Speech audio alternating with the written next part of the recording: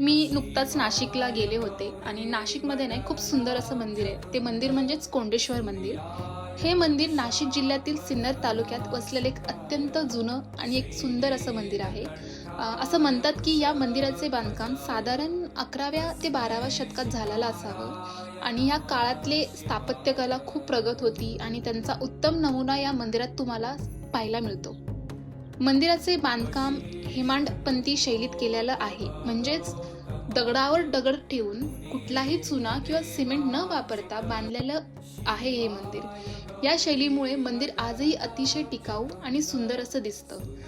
मंदिराच्या मध्यभागी शिवलिंग आहे आणि सभोवभोवती लहान देवतांची मंदिरं आहेत. दगडावर केलेली नक्षीदार शिल्प पाहताना या काळातील शिल्पकलेचे कौशल्य लक्षात येते. कोंडेश्वर मंदिर हे केवळ एक धार्मिक स्थळ नाही, तर इतिहास, वास्तुशिल्प आणि आध्यात्मिक अनुभव यांचा सुंदर संगम आहे.